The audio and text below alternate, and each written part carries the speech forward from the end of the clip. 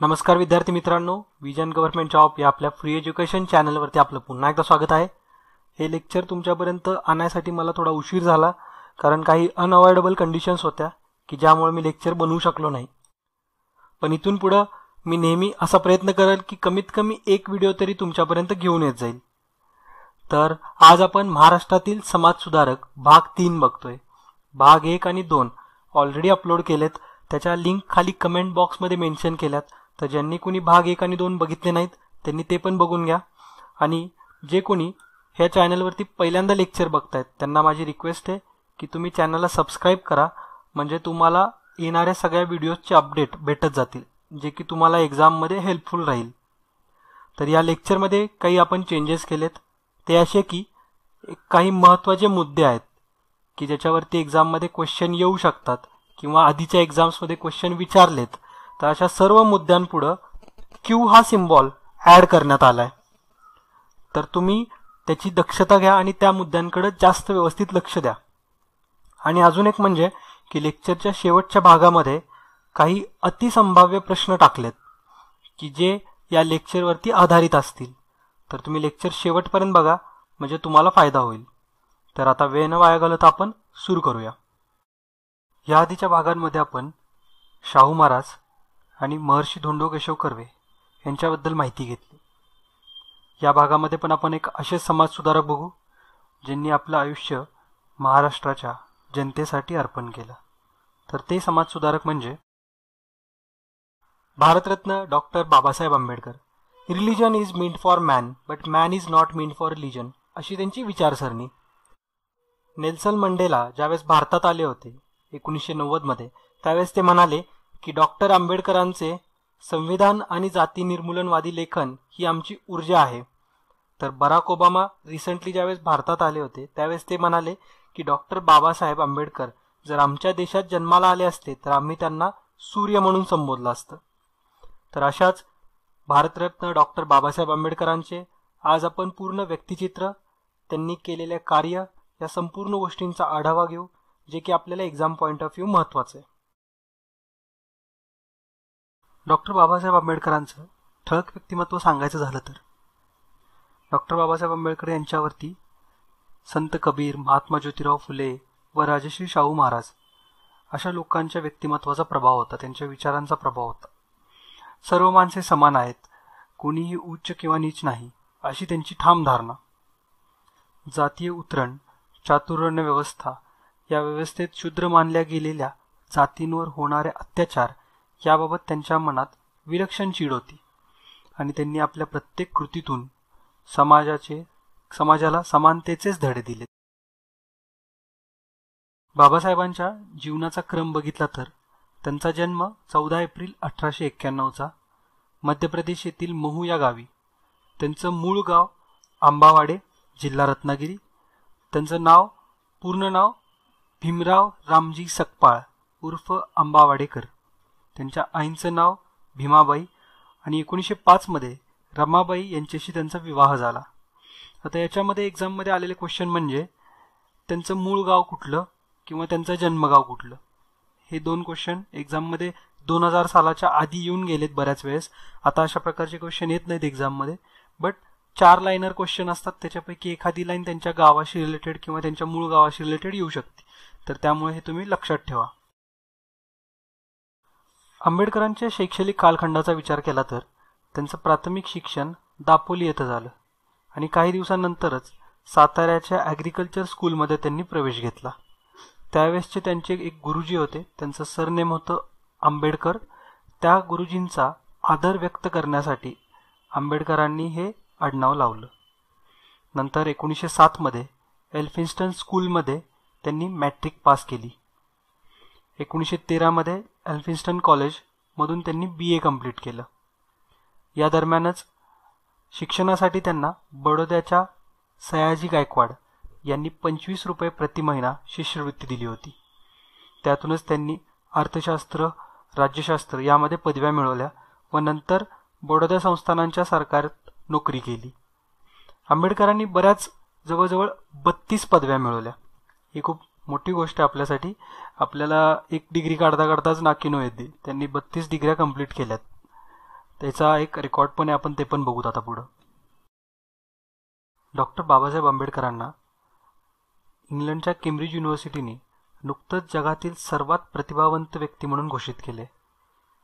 आंबेडकर जवळजवळ 64 विषयात मास्टर होते.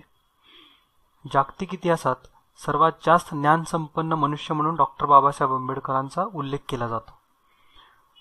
आंबेडकरांना सिम्बॉल ऑफ नॉलेज म्हणजेच ज्ञानाचं प्रतीक असं म्हणून सुद्धा गौरव करण्यात आलेला आहे.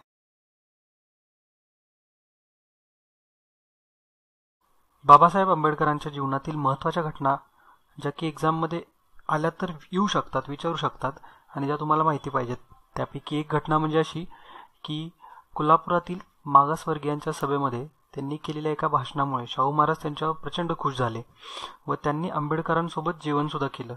ही जी घटना होती ही त्या काळात हिंदू समाजाला धक्का देणारी होती.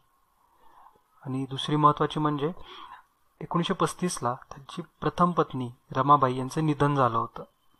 त्यानंतर 1948ला डॉक्टर शारदा कबीर या ब्राह्मण विधवेशी बाबासाहेबांनी लग्न केलं आणि नंतर त्यांना सविता हे नाव दिलं. तर या दोन्ही घटना तुमच्यासाठी महत्त्वाच्या आहेत. आता आपण बघू डॉक्टर बाबासाहेब आंबेडकरांनी त्यांच्या कार्याची सुरुवात काय केली, कशी केली आणि कुठल्या कुठल्या क्षेत्रामध्ये त्यांनी कार्य केलं. तर पहिली घटना म्हणजे अमरावती येथील प्राचीन अंबादेवी मंदिरात प्रवेश घेण्यासाठी डॉक्टर बाबासाहेब आंबेडकरांनी पंजाबराव देशमुख यांच्या नेतृत्वाखाली एक सत्याग्रह केला. त्यानंतर काळाराम मंदिर सत्याग्रहाची घोषणा केली. हे एक खूप फेमस इन्सिडन्स आहे इतिहासातला आणि याच्यावरती एक्झाममध्ये पण बऱ्याच वेळेस क्वेश्चन आलेले आहेत. तर नाशिक येथलं काळाराम मंदिर या सत्याग्रहाचं नेतृत्व दादासाहेब गायकवाड यांनी केलं होतं. यानंतर पुण्यातलं पर्वती टेकडीवरील मंदिर हे अस्पृश्यांना खुले नव्हते. हे मंदिर अस्पृश्यांसाठी सुद्धा खुले असावे यासाठी सुद्धा बाबासाहेब आंबेडकरांनी सत्याग्रह केला. हे मंदिर सत्याग्रह का करत होते तर बाबासाहेब आंबेडकरांच्या मते हिंदू मंदिर प्रवेश चळवळ ही अस्पृश्यांच्या सामाजिक गुलामगिरीची बंधने तोडण्याची सुरुवात होती. त्यानंतर आपल्या अनुयायांसह महाड येथील चवदार तळे सत्याग्रह त्यांनी केला. त्याच वर्षी अस्पृश्यांचे समर्थन करणाऱ्या मनुस्मृती या ग्रंथाचे दहन सुद्धा त्यांनी महाड येथेच केलं. या तिन्ही पण घटना एक्झाममध्ये आलेल्या आहेत, त्याच्यावरती क्वेश्चन आलेले आहेत, तर या तुमच्यासाठी महत्त्वाच्या आहेत. पुणे करार ही एक ऐतिहासिक घटना आहे जी की महात्मा गांधीजी आणि डॉक्टर बाबासाहेब आंबेडकर यांच्यामध्ये झाली होती. तर विभक्त मतदारसंघाच्या प्रश्नावरून जेव्हा महात्मा गांधीजी आमरण उपोषणाला बसले त्यावेळेस डॉक्टर बाबासाहेब आंबेडकरांना 2 प्रश्न पडले होते. पहिला म्हणजे की महात्मा गांधीजींचे प्राण महत्त्वाचे आणि दुसरा म्हणजे की आपल्या जाती बांधवांचे हित महत्त्वाचे. तर या प्रश्नातून त्यांनी तडजोड करून महात्मा गांधीजींचा आमरण उपोषण पाठीमागे घ्यायला लावलं. तर त्यांच्यामध्ये जो करार झाला होता या ऐतिहासिक करारालाच पुणे करार असं म्हणतात आणि हा करार पुण्यातल्या येरवडा या कारागृहामध्ये झाला होता. डॉक्टर बाबासाहेब आंबेडकरांच्या जीवनातली आणखीन एक महत्त्वाची घटना म्हणजे गोलमेज परिषद, त्यालाच राऊंड टेबल कॉन्फरन्स पण म्हणतात. तर ती 1930ला, 31ला आणि 32ला या 3 वर्षांमध्ये 3 वेळा झाली होती लंडन येथे. तर या तिन्ही परिषदेमध्ये डॉक्टर बाबासाहेब आंबेडकरांनी अस्पृश्यांचे प्रतिनिधित्व केलं आणि त्या दरम्यान दलितांना प्रोटेस्टंट किंवा नॉन कन्फर्मेटिव्ह हिंदूंचा दर्जा मिळावा अशी त्यांनी मागणी पण केली होती. तर हा 1931चा फोटो आहे की ज्या परिषदेमध्ये डॉक्टर बाबासाहेब आंबेडकर, महात्मा गांधीजी आणि जिनासुद्धा उपस्थित होते. आता आपण बघू की डॉक्टर बाबासाहेब आंबेडकरांनी कुठल्या कुठल्या संस्थांची स्थापना केली आहे. तर पहिली म्हणजे महत्त्वाची म्हणजे की मुंबई येथे त्यांनी सिद्धार्थ महाविद्यालय सुरू केलं. त्यानंतर औरंगाबादमध्ये 1950ला मिलिंद महाविद्यालय, नंतर पीपल्स एज्युकेशन सोसायटी आणि डिप्रेस्ड क्लास एज्युकेशन सोसायटी. तर हे सगळे क्वेश्चन्स एक्झाममध्ये येऊन गेलेले आहेत, हे त्यामुळे पूर्ण महत्त्वाचे आहेत तुमच्यासाठी. 1924ला बाबासाहेब आंबेडकरांनी बहिष्कृत हितकारिणी सभा स्थापन केली. नंतर 1936मध्ये स्वतंत्र मजूर पक्षाची स्थापना केली. अखिल भारतीय शेड्यूल्ड कास्ट फेडरेशनची नागपूर येथे 1942 साली स्थापना केली. बुद्धिस्ट सोसायटी ऑफ इंडिया म्हणजेच भारतीय बौद्ध महासभा याची स्थापना 1955 साली केली. भारत स्वतंत्र होण्यापूर्वी म्हणजेच 1942 ते 1946 मध्ये डॉक्टर बाबासाहेब आंबेडकरांनी भारतीय मजूर मंत्री म्हणून कारभार सांभाळला. 1947ला स्वतंत्र भारताचे कायदे मंत्री म्हणून पंडित जवाहरलाल नेहरू यांच्या मंत्रिमंडळात त्यांनी प्रवेश घेतला व त्याच वर्षी त्यांची भारतीय राज्यघटनेच्या मसुदा समितीच्या अध्यक्षपदी सुद्धा निवड झाली. डॉक्टर बाबासाहेब आंबेडकर बंगाल प्रांताच्या विधिमंडळातून घटना समितीवर निवडून आले होते. 1948ला हिंदू कोड बिल बाबासाहेब आंबेडकरांनी मांडलं. या कोड बिलामधूनच स्त्रिया व समाजातील इतर घटनांना समान अधिकार भेटणार होते. मात्र हिंदू कोड बिलाला नंतर विरोध झाला. या विरोधामुळं बाबासाहेब आंबेडकरांनी त्यांच्या मंत्रिपदाचा सुद्धा त्याग केला.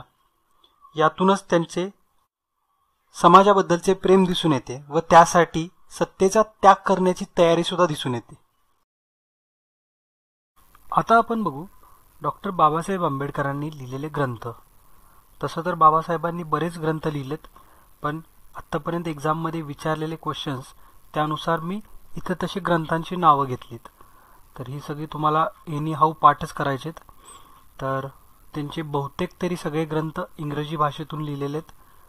ती नावं म्हणजे who were the Shudras, caste in India, thoughts on Pakistan, the problem of rupee, the untouchables, Ranade, Gandhi आणि Jinnah, state and minority, the evolution of provincial finance in British India आणि सगळ्यात महत्त्वाचा म्हणजे बुद्ध अँड हिज धम्म. हा ग्रंथ डॉक्टर बाबासाहेब आंबेडकरांच्या मरणोत्तर प्रकाशित झालाय, त्यामुळे ह्याचं महत्त्व जास्त आहे. त्यांची एक ऑटोबायोग्राफी होती, आत्मचरित्र होतं, त्याचं नाव आहे वेटिंग फॉर अ विजा. तर ही सगळी नावं तुम्ही लक्षात ठेवण्याचा प्रयत्न करा. आता आपण बघू डॉक्टर बाबासाहेब आंबेडकरांची पत्रकारिता. मूकनायक हे पाक्षिक त्यांनी 1920 साली सुरू केलं. याच्या शीर्षस्थानी संत तुकाराम महाराजांची वचने होती आणि 2500 रुपयांची मदत शाहू महाराजांनी या मूकनायकासाठी केली होती. त्यानंतर बहिष्कृत भारत हे सुद्धा पाक्षिक त्यांनी 1927 मध्ये सुरू केलं, ज्याचं की ब्रीदवाक्य होतं शिका, चेतवा आणि संघटित व्हा. याच्या सुद्धा शीर्षस्थानी ज्ञानेश्वरांची वचने होती. नंतर जनता हे वर्तमानपत्र त्यांनी 1930 साली सुरू केलं.